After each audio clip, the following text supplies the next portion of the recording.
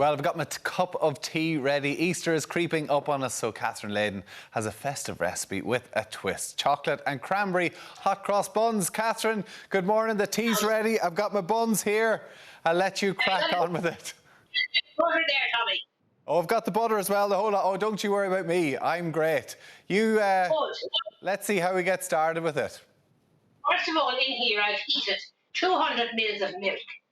And into that I'm going to add, now because you can't have it too hot, but to melt the butter, I let it get hotter than I normally would making bread, so that I don't have to go taking the pot on and off the hob.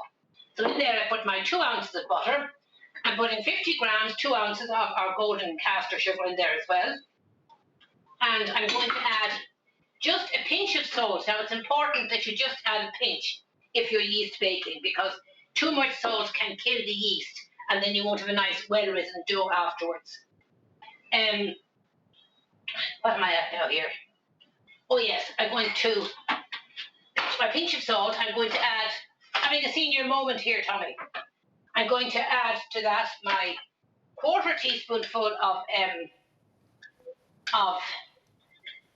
nutmeg, and I'm adding a full teaspoonful of mixed spice. Now, if you don't like the spices, Tommy, they can be left out altogether. But I like the spiciness through it. So basically, we're putting all the ingredients, part the flour and the cocoa, into the saucepan. Now, as I'm doing this, the actual butter is melting. Here I have my egg, and because that might be a little on the hot side, what I do is I beat the egg in the jug, and then I transfer the mixture from the saucepan to the jug to cool it down a bit. Okay. Now, while that's happening, we just slightly beat the egg, Tommy. We're going to give this a stir here. And while the rest of the butter there is melting, we're going to come back here to the main ingredients. And here I'm putting my 400 grams of iranian strong flour into the mixing bowl. If you have a mixer, this job, Tommy, is a lot easier, because you have to knead the dough for about 5 minutes, and then for a further 5 minutes. Okay. So into that, I'm putting my 2 tablespoons of cocoa, which I have saved. Now, it is important that you save the cocoa because it's prone to lumping. And tell me, Catherine, what's the hook? Is that a hook that you have on the machine there? A dough hook. A special dough hook, yeah, perfect. A dough hook. That's what you use. Now, even if you have a 3-speed hand mixer, you normally get a dough hook with that, and you can use that as well. It just saves you using elbow grease, and now it's very therapeutic, but it does take a bit of time kneading the dough. I used that. I made pizza dough the other day, and that's what I used for it. Perfect. Yes, perfect. Now, in here I'm going to add on one side of the bowl just my sachet of fast-acting yeast, and I'm going to just turn that on to a low speed, just to combine the cocoa and the flour. The yeast will stay to the side.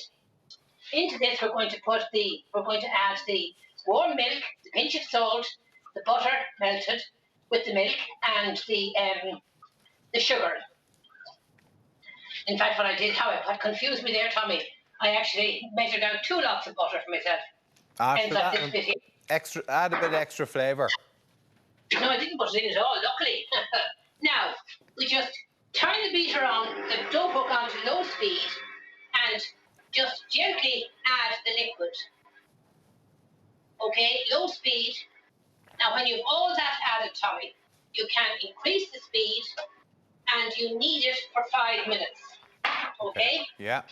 Now, keep that with full blast ahead, and then you do that for 5 minutes. Then you take it out. You have a nice, soft, pliable mixture. You take it out, and you stretch it onto the board on the table, and onto that you shake your cranberries, you shake your white chocolate chips, and your dark chocolate chips. Oh, and so if you both. wish, You can just use milk, or you can just use dark chocolate, or you can just use white chocolate. I use both of the ones you're tasting there today.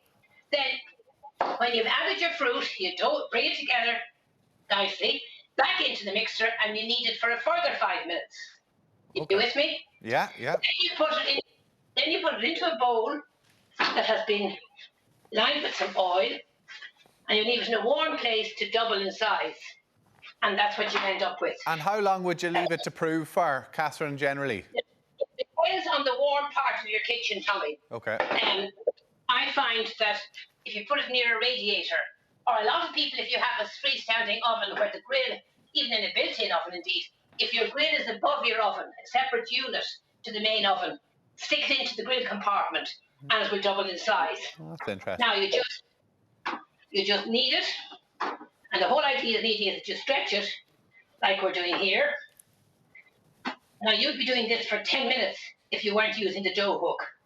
Just stretch your dough to distribute the yeast. Now, having done that, we just roll it into a roll and you cut it into 12 pieces. Okay, we've a minute and a half left to go, Catherine.